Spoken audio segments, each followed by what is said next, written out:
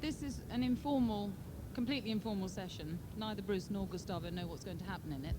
But it follows on from... Okay. It follows on from... The first time I met both Gustavo and Bruce was Greenbelt 1987. And I had previously been interested in Nicaragua and the whole of Central America, and had been particularly interested in Bruce's songs in the about the region. And it was good seeing the two of them meet each other, and we had conversations then about what was happening in the country. It's 8 years since then, and so much has happened, and in the interim period we've probably met up, the three of us, maybe twice, sort of every few years. And each time, Gustavo's had a lot to tell us about the country. Because Bruce has been down for more visits than I have and had kind of more public representation of telling people the story of Nicaragua, I really wanted him to ask some questions of Gustavo, but if he gets stuck and can't think of any, I'll join in. So, Bruce, perhaps you'd like to start by just introducing some background as to how many times you've been there and your own involvement with it. I actually don't remember the specific number of times, but it's 3 or 4 over through the 80s, from 83 on the first occasion to 88, which is the last time I was there. And as Gustavo and I were discussing a little while ago, I'm overdue for another visit, which I hope to be making pretty soon. But a lot has changed since 88. In 88, the Sandinistas were still in power. The war was going on in the fashion to which we'd become accustomed at that point. And since then, of course, there was an election.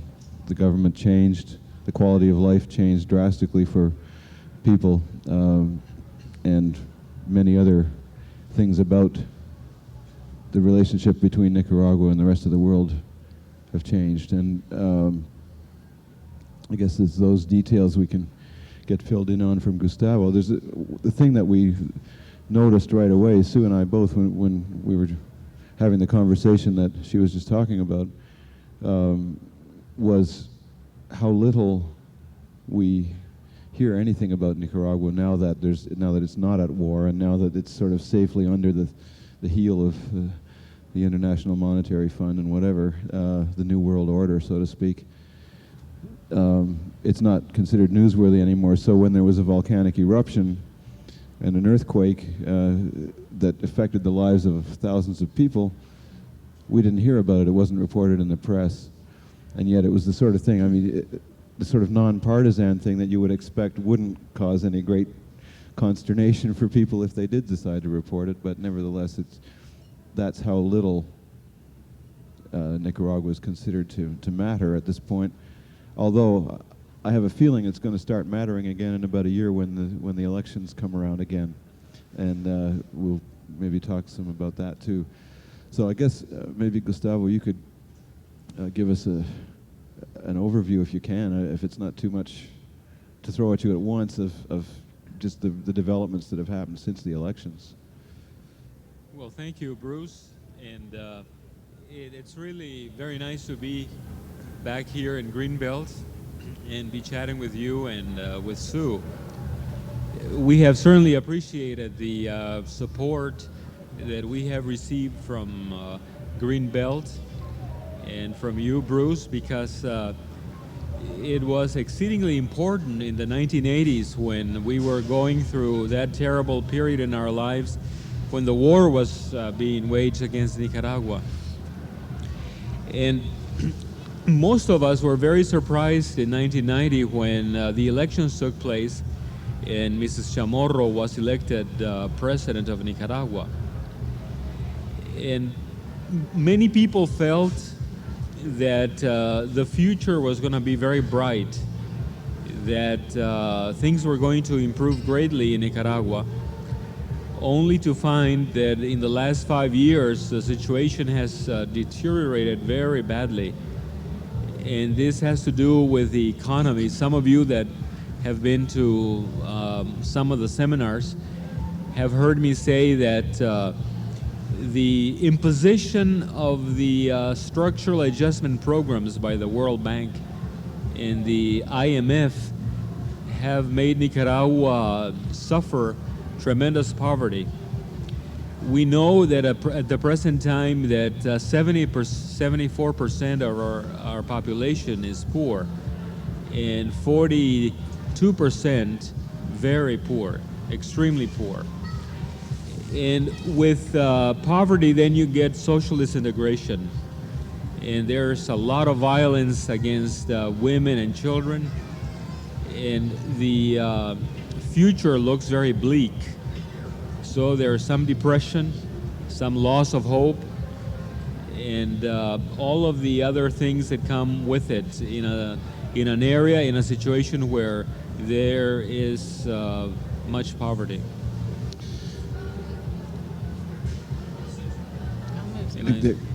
Yeah, I better move it on the mic a little. It's a very. We were talking earlier about the fact that while the revolution was in progress, quote unquote, because there was a lot more to it than what we normally mean by a revolution, but that Nicaragua stood as a symbol of hope for people who were concerned about social justice issues all over the world, and it certainly stood out as a symbol of what could happen if former colonial countries were able to run their own affairs in a meaningful and equitable kind of way.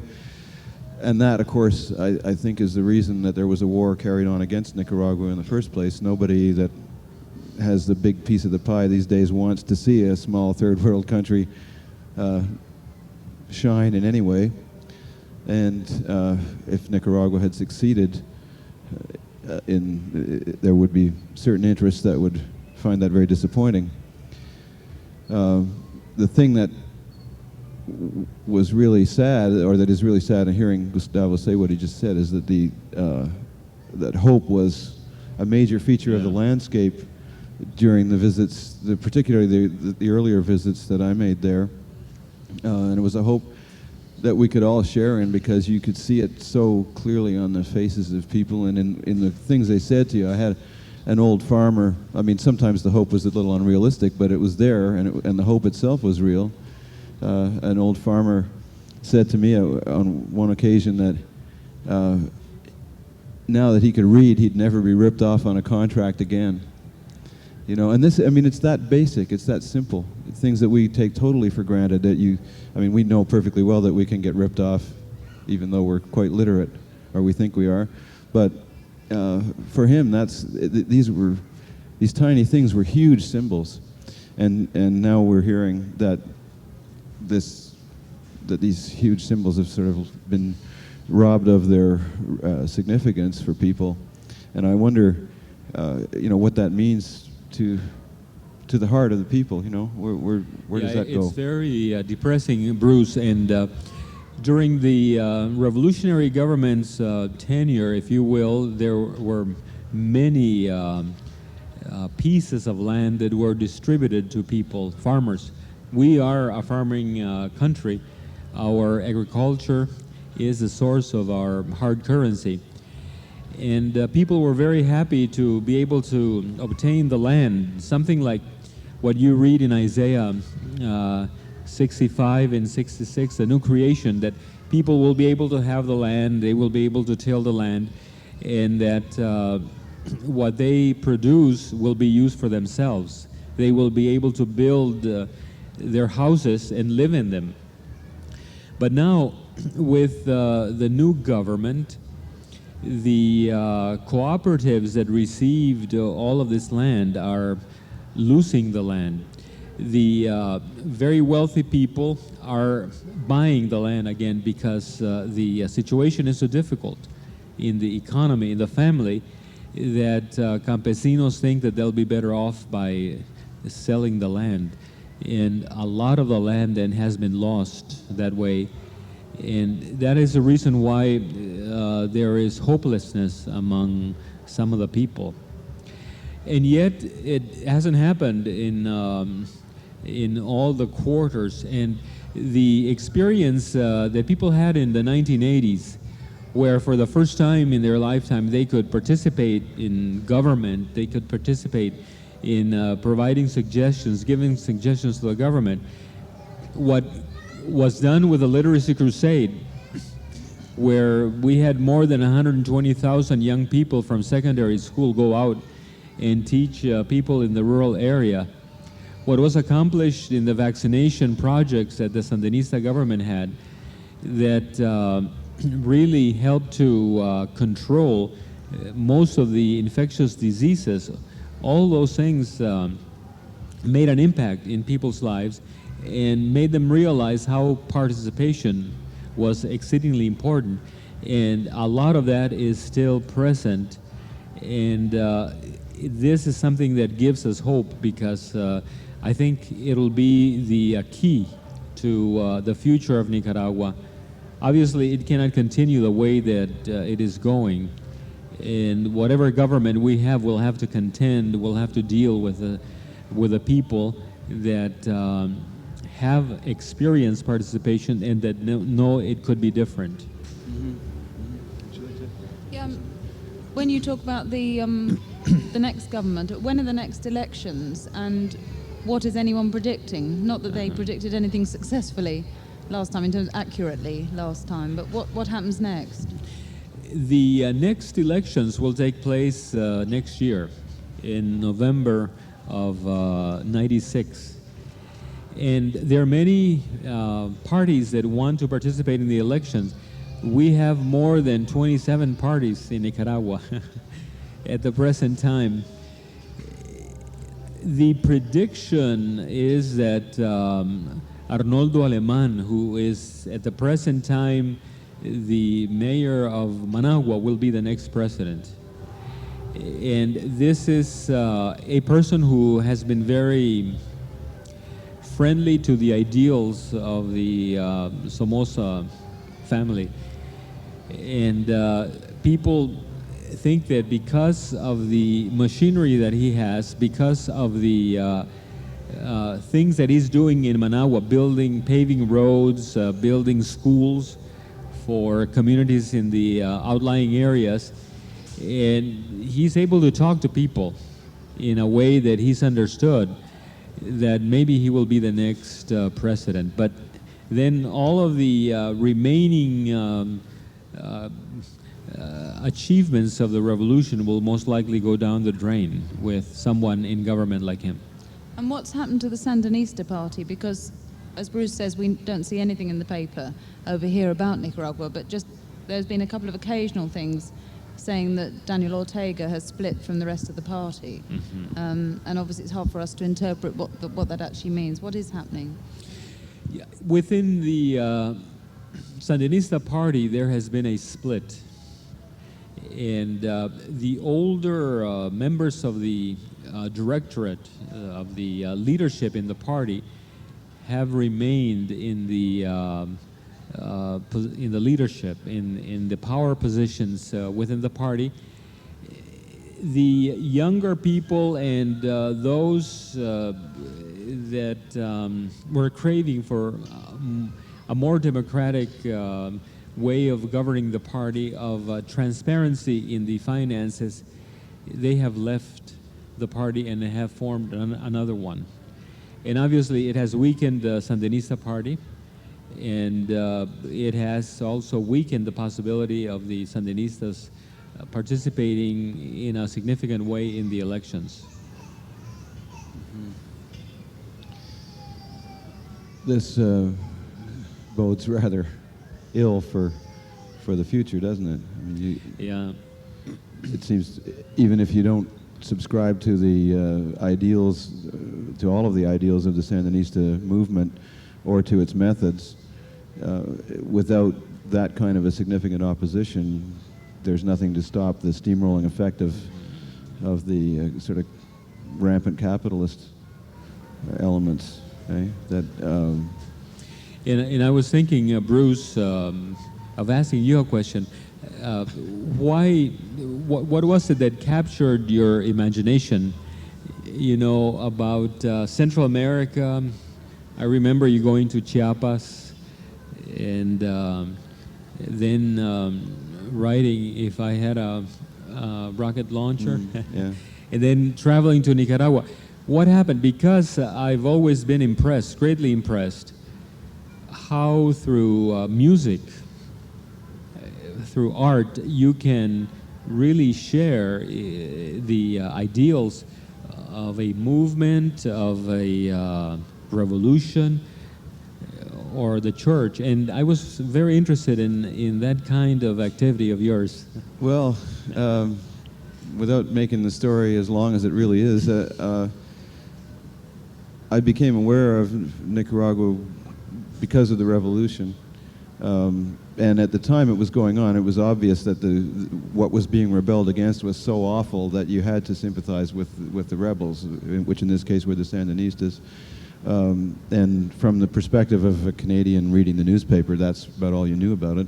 But my brother, Don, has been active in Central American issues for a long time and had been fundraising for the FMLN in El Salvador and that sort of thing, and very aware of the goings-on in Nicaragua, and kept throwing me pieces of literature about it, trying to get me interested. And eventually, he gave me a book of poems by Ernesto Cardenal, who was formerly the Minister of Culture in Nicaragua and an excellent poet, which did what you kind of talked about the songs doing in a way for me, that here was a kind of documentary style of poetry that really communicated the experience of people in Central America and particularly in Nicaragua. Mm-hmm. So it started to live for me then. And then I became aware of a kind of manufactured controversy involving persecution of the church by the Sandinistas that actually I don't think really existed, but that some people felt did. And in reading the report of Pax Christi on these allegations of persecution, I became kind of fascinated by a revolution that didn't conform in any way to the stereotype of a leftist revolution. There had been no bloodbath. There was no, at least no large-scale repercussions against the former bad guys and this kind of thing. So, and there was a lot of brave words being tossed around that seemed to come from a true place. And it was shortly after that I had an opportunity to go there, and I went with as open a mind as I could, expecting possibly to be disillusioned about what I was going to see. And in fact, I wasn't, and if anything, it went the other way entirely. I was very much moved, and I suppose my life was totally changed by that experience, both in the south of Mexico and in Nicaragua. That was the first encounter I had with the reality of third world life, and it made the kind of impression that produced the songs that you know. What made the impression, what captured me wasn't the Sandinistas per se. I mean, there were both good and bad things about them, and they were human beings, and there was nothing magic there. But what did seem to be magic was that sense of hope that we talked about earlier, that I'd never seen anything like that before, because in the Canadian context we take everything for granted, always, and we don't rebel against anything or really get overjoyed about anything, But here was a group of people who had been deprived of all of these things that we take for granted, suddenly having access to some of the more basic and more important of those things, and the sense of liberation in the hearts of people was profound, and that really, I think, assured my ongoing involvement more than anything else. Bruce, what book was this that you got? It was from Father Ernesto Cardenal, the Minister of Culture, the Trappist monk? Yeah. What book was it? It was a book called 0 Hour. And there was another one, was it with Walker in Nicaragua? Yes. There were two of them, but 0 Hour was the first one that I read.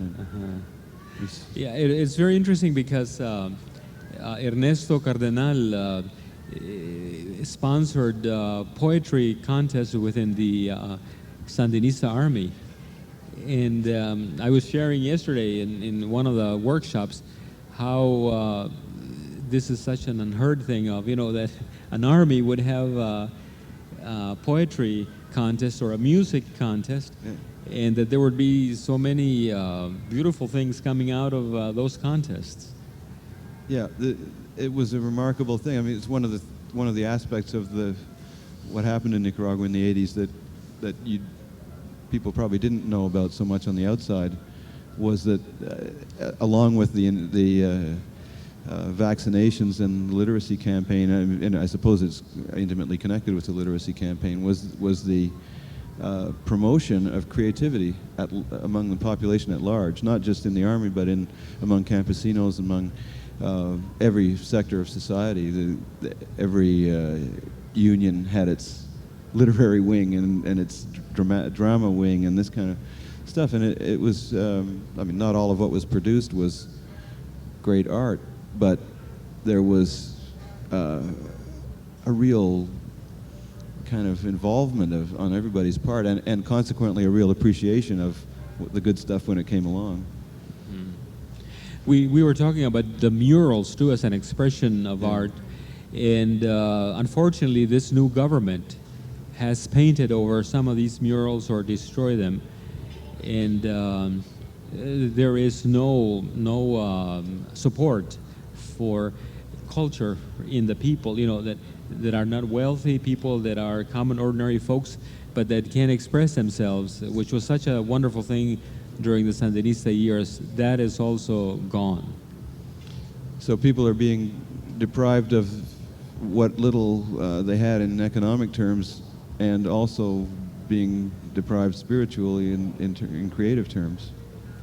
Yes, and that's where I think that your music could also be a source of inspiration for people over there and also here, because a message must be said, must be told. This morning I was in a sense sad in the service, in the communion service, which was a very powerful, very moving service. But when I reported about what was happening in Nicaragua, then Frank was reporting about South Africa, and he was so happy, he was so triumphant, and it made me feel good for the people of South Africa, but it made me feel very sad for Nicaragua, because I couldn't say the same. But we are hopeful in the same way that the dry bones, you know, in Ezekiel are given life. We are also hopeful that even though we cannot see at the present time any signs of hope, that things will get moving on. And of course, your interest and people's interest, Greenbelt's interest, is a source of hope for all of us in Nicaragua. Well, I guess we all need to feel that somebody cares about what happens to us. You know, Yes. it's a pretty necessary ingredient of life. To go back to something you said earlier, you were talking about people selling off their land, and I assume that means that they're moving into the environs of Managua in large numbers in that case, and there must be tremendous strains put on what systems exist in that city, because as I remember Managua, there isn't much of it. I mean, there's kind of a big hole in the middle, and some suburbs of varying degrees of comfort around the area where the earthquake destroyed the it. population of Managua is more than 1 million. Wow. People have flooded from the countryside thinking that it's going to be better, and it's always worse. And when you live in the rural areas, at least you have some land, at least you have fresh air, and you're not crowded. But in the city, you have to live with a lot of people, and so cholera, the disease, has been one of the difficulties, one of the problems that we have had, and particularly in areas where people are living together in non-sanitary ways. Mm-hmm. So it is very disadvantageous. And unfortunately, the Chamorro government has not encouraged people to stay in the fields, because they are very important for our economy. The small campesinos, the middle-sized campesinos were the ones that in the past used to produce all of the rice, corn, and beans that we consumed. And the Chamorro government has not given any credit, any aid to these people, any loans. And as a result, we have had to import all of these grains from the areas around Nicaragua. I was just wondering if you could tell us about the work of both CEPAD and Providenic, because in the past when you've been, you've talked about what's happening there. And if, as part of our interest, there is practical ways in which we can support either of those organizations. Well, I think that the reconciliation program that CEPAD is carrying out is still very exciting. The fact that people in the Contra army and also in the Sandinista army had demobilized, had turned in their weapons, and the fact that most of them, being very young, had not had a chance to learn any other thing other than fighting, made for problems at the end of the war. And the peace commissions that CEPAD has, especially in an area very close to Costa Rica in the eastern part of Nicaragua, in Nueva Guinea, have been very significant in avoiding all of the trauma and all of the conflicts that we have seen in the other parts of the country, like in Jinotega and Matagalpa in the north. And people have been very interested in working in the peace commissions. They're made up of Roman Catholics, the delegates of the Word, and also pastors. And they have been very instrumental in getting people to work together so that in Nueva Guinea you can see Sandinistas right next to former Contras, and both of them working together to see what else can be done for the improvement of that area. The mediation and the solution of the conflicts has been a very important ministry that these people have had. It's very, very exciting. The other thing is that CEPAD has been very interested in women in the rural areas and also in the agriculture. And so there are loans. Now we have a program to give people loans so that they can be productive. The loans can be revolving, in that way help others in the future. We are very happy about what is happening there, and especially the work with women that we have found out that is very rewarding. When a woman asks for a loan, her whole family is benefited. And they're also the best clients. They pay back their debts, not always with men. But this has enabled then women to get together and to do a lot of things for themselves and for their communities. This is very exciting. As far as our health program, Providenic, is concerned, we are feeling the pinch of the loss of interest in Nicaragua, in Central America. There's very little or there's nothing in the news. And all of us then in Nicaragua are having to struggle with the fact that we have fewer funds. And yet the rural areas that are served by Providenic have continued to experience a very low mortality of children because of the work of the communities, of women, men, and the health leaders in those areas. There are many ways then that people can relate to our programs by visiting, by coming. We have on occasions also places for volunteers, and we always can use material aid or funds to carry out this ministry. When I was last in Nicaragua, which was 2 years ago now, and you took us to one of the rural health clinics there, I remember we had a conversation on that part of the trip about what the expectations of the people of Central America should be, could be, whether their expectations of a quality of life should actually be lowered to be realistic. And it certainly made us on the trip think about what our expectations of life were. I wonder, I mean, it's something you said you were just starting to think about, and I know that it also affects other Central American and countries of the South. Yes, and this has to do, Sue, with the structural adjustment programs, of which all of the countries in Central America are dealing with or struggling with, and actually all of the countries in the South.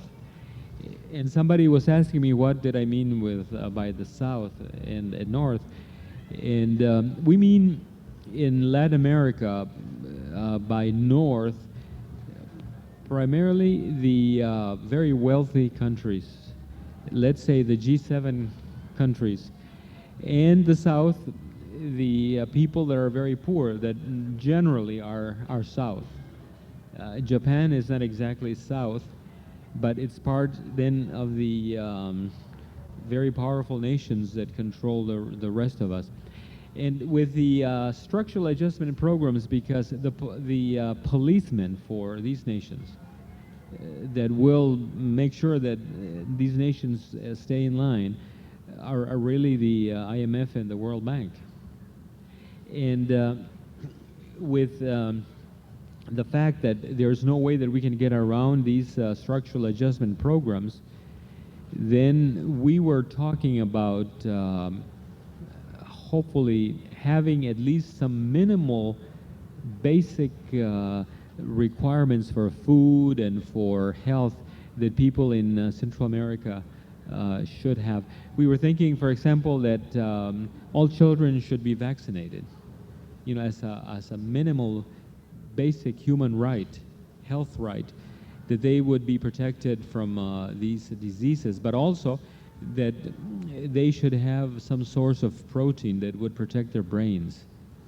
And beans, in our context, are a very good source of protein. And see how then we could get people in the rural areas to think about this, not think so much about the city, and have them grow their own subsistence stuff, foodstuffs in those areas. And this is something that we will have to deal with in the future and quite more frequently. Bruce, what do you think our expectations of life should be here? That's a deep question. I don't know if I have a very good answer for that. Yeah, we got 20 minutes left. I don't think we should have any expectations of life, personally. I mean, I think one of our problems is that we are led to expect many things, and I don't think we should take any of it for granted. I think we should approach life as a gift, or a big bag of gifts, some of which are a little bit challenging and maybe even downright frightening, but each of which we have to examine and accept or reject on its own merits. I don't really see any other way to sort of practically approach it. We have what Gustavo's country folk would see as unlimited gifts in a certain way, in a material way, even though within our own societies there are those who have more and those who have less. There's virtually nobody in the developed world who experiences anything like the deprivation that the average person in the third world experiences as a daily thing. And I don't think that we can really sustain that relationship forever. I think, I mean, it may not be in our lifetime, but sooner or later things are going to topple, and we will then be faced with something, with the total shock of not having the things that we've come to take for granted by what we understand of our short little history. And so perhaps by way of not expecting anything, it would be instructive to look very hard at what life is like for people in countries like Nicaragua, and see if we can't get down to some of the basic essentials of what it is to be a human being in the world. By doing so, I don't mean necessarily giving up everything and becoming a monk or a nun or whatever. I mean, I think that works for those those who are called to it, but without making a big issue of things, it's not that hard to educate yourself, and the more contact you can have, of course, with people that have less than you, the more clear their experience becomes to you. And I guess it's pretty hard without that contact. We need people like Gustavo to come and tell us what is going on there. I don't know. I guess that's the best I can do in answering the question of expectations. You mentioned sometime you'd like to return to Nicaragua. Are there other parts of the world that you've visited where you, again, sort of met up with people in that position? And are you planning any other trips or anything? I'm actually, at the end of this week, I'm going to Mozambique for a couple of weeks, which I also visited in '88. At that time, there was a war pretty analogous to the one in Nicaragua. Instead of the U.S. supporting the Contras, it was South Africa supporting Renamo. And in this case, Renamo actually had no claim to a political platform at all. I mean, they didn't even try to. It was basically a destabilization campaign, and quite transparently so. Now, since the war ended almost 2 years ago, and there were elections a year ago, more or less, which led to what so far has been a reasonably stable peace in the country. Renamo has acquired a certain political respectability, and they had to, I guess, shuffle pretty fast to come up with a set of political policies. But they are a significant opposition factor in the newly elected democratic government. And there's in that case, if anything, the situation was worse than the one I saw in Nicaragua, because there was a war going on, but there was no hope at all. I don't think. Just a lot of displaced people. There was hope among certain intellectuals who could see that you could see a little farther into the future, but for most people in the country, it seemed that if they looked around, all they saw was pain. And now, I suppose, I don't really know what to expect when I get there. I think perhaps I'll see a greater degree of hopefulness. Obviously, the change in the situation in South Africa has a profound effect on a country like Mozambique that neighbors it, and it was formerly so adversely affected by South African foreign policy. But what that change will be remains to be seen. I was in Nepal too, which is, I guess, the other sort of major third world experience that I've had. That was the only third world experience in a country that didn't have a war going on. And what you saw there was both beautiful and desperately sad, because on the one hand, people were living pretty much the way we imagine people lived when we read the Old Testament. Everything gets done by hand. If you want to go anywhere, you walk. There was a refreshing absence of technology, although I was carrying a guitar around which was unfamiliar to people, and when they found out what it was, the kids would, on a couple of occasions, ask me if I knew any Michael Jackson songs. And did you? No. I did see some of them trying to break dance to their own folk music, which was pretty frightening. But so there was a certain degree of incursion going on by Western culture, but most of what you saw was devoid of that, and very healthy looking in one sense. But what there also was, which is also probably like it was in the Old Testament, is that except for the absence of a Jubilee year, there was a great disparity between people that had something and people who had nothing, and the vast majority had nothing, especially rural people. There were not even doctors. There was no access to medical care at all, and what access there was, you had to pay for, which of course nobody could really do. The only banking system that exists was a kind of institution of local loan sharks. So one of the things the development agencies were encouraging was the development of credit unions and this kind of thing, so that people could control what little they had themselves and help each other, instead of being at the mercy of incredible interest rates and putting themselves in debt for generations, which was a common thing. So on the one hand, you had this kind of a deeply felt spirituality that is sort of associated with traditional societies. You had a sense of people really having a meaning in their lives because of that and because of the work they did, because they were out there doing things in a hands-on way and they could see the results of what they did. But people who were also faced with a very limited set of options, and people who had to be used to most of their kids dying before the age of 5. That's maybe Nepal is one of the worst off countries in terms of infant mortality, but that kind of statistic is a pretty normal thing in the third world.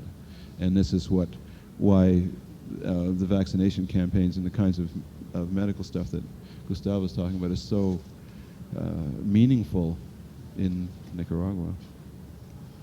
You mentioned there about the technology. When we travel around Nicaragua, Gustavo was Mr. Computer. It was produced at every point, and he was trying to educate Garth Hewitt, who is with us, that people should use computers. Garth's very nervous of. But you also used CB radio. Phone lines were difficult, fax lines were difficult, email was important. I just wonder whether you'd like to comment on the state of technology now, whether there's political bias to it that affects the use and learning by the South of technology. And something I think you said in one of the seminars you've done about the use of technology to actually whiz information around the world quickly to increase that hold of the North over the South. Yes, I think that technology is exceedingly important. Through our lack of technology, then we are controlled. And there's no question that the rapidity of electronic mail and faxes in today's world make it easier for people that know nothing about the culture, about the history, about the suffering of the people to sit at a desk in London or in Paris or New York or in Ottawa and just make a decision on the basis of some cold figures that they have received the same way, via electronic mail. And so that the following morning, whether it's in Lagos or whether it's in Managua or in Mexico City, the person at the desk there, the bank or enterprise, has been issued the orders that they have to carry out. And then the people that make the decisions don't know anything at all about the history, and it's very tragic. But I think also that the same techniques should be used by common ordinary people. Email, linking people from universities, from churches to other churches abroad is very important, especially now when you really don't know what is being said or you don't know nothing at all about a country.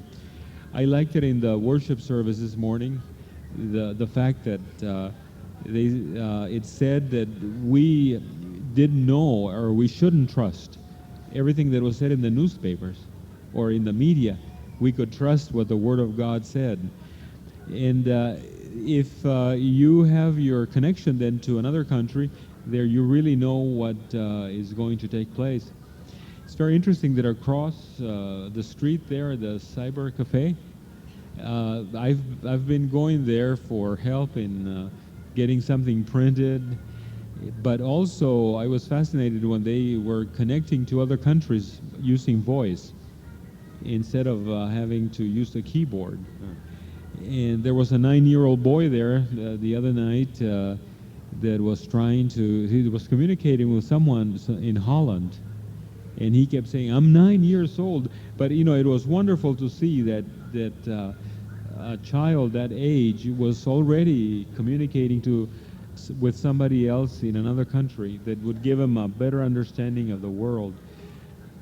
And in that respect, then we need your help, those of you that have the technology that we require. We require primarily appropriate technology.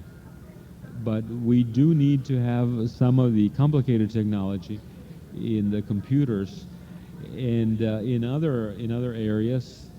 And I think that groups like these in Greenbelt and churches are very important in that function that can be also a very important sign of hope for our people. How many computers have you got, Bruce?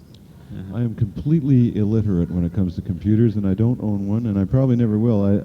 Not now, not because I have a particular prejudice against them. I just feel that for myself, it's something I'm not going to ever be involved with. Although I did have occasion to visit somebody that I met in Austin, Texas, who took me to his computer studio. He does interactive kind of things with students and so on, and we got on the internet and we looked at the Dead Sea Scrolls on the internet, and that was a pretty fascinating thing to do. We leaped a few countries to get to them, and it's all incredible. I've always been a sci-fi fan, and here it is coming to life, before your eyes. So that aspect of it is intriguing, and I'm always happy if I get to somebody's house that can put me in touch with all this stuff, but I don't want it touching me. I don't want to be part of anybody's net, I think. But it is what Gustavo was talking about is really important, because the at least at this stage of the use of this kind of communication, where it's not regulated, there's a wonderful chaos about it, which it includes the freedom to communicate without the undue scrutiny or interference of the power interests, who are the ones sitting at the desks making the decisions. It's possible that with time they will learn or develop ways to get in the way of those kinds of communications. I hope that doesn't happen, but there's no question that the U.S. government is working very hard on doing exactly that, and Bill Gates is probably working on his own way of doing that, but the National Security Agency in the States has got this thing called the Clipper chip that's supposed to, everybody's worried about encoding their information and being able to, or encrypting it so that you can keep your communications secret from all the eavesdroppers that are out there. And the National Security Agency, which actually invented the internet in the first place, it wants to regain control of it by providing the method of encryption, which you'll attach to your modem, and it'll be your communications will be safe from everybody except the National Security Agency, which will hold the key to this, and will only be able to, of course, use that key under certain judicial conditions, which only they will control and only they will know about. They're trying to sell this as a new happening technology, and it's probably only a matter of time before somebody thinks of legislating this into being. But that, of course, only applies to the U.S., and they can't obviously make it work in Japan or any of the other countries that are heavily involved in the development of this kind of technology. So we'll see how successful this kind of thing is. But right now, as you said, what it means is that people like us can communicate with anybody anywhere who wants to communicate with us, and that's a wonderful thing. I'm struck actually that when we talk about that sort of high level of technology, that I think conditions in Managua have changed such that for us to phone you, for example, is difficult, because how much of the day do you have power for? How much of the week do you have power and water and basic? Well, we were having shortages for 4 hours a day up until 2 months ago, and before that it was 8 hours a day. So it was very difficult. You couldn't get a fax through if there was no power, because the machine wouldn't work, and it made it much more difficult. But we do need that type of help, and I think that perhaps we can provide some inspiration and some a different way of looking at faith and our commitment to God. Well, for me, you certainly provided, your country and you personally have provided a lot of inspiration for faith and a way of looking at God. I don't know about you. I would say I would wholeheartedly agree with that. I think we'll finish on that, and I would just say that a part of our partnership with Christian Aid, this year we're campaigning to look at the policies of the World Bank and the IMF, and I do encourage you all to go over to the Christian Aid tent and find out some more about the effect that the World Bank and the IMF are having on the countries of the South. And we are actually putting together a photo campaign which will be handed in to the IMF, which we're hoping will be the world's largest photo campaign. So do go and have a look at the Christian Aid tent for that. Thank you very much, Gustavo and Bruce. Thank you. Thanks for joining us.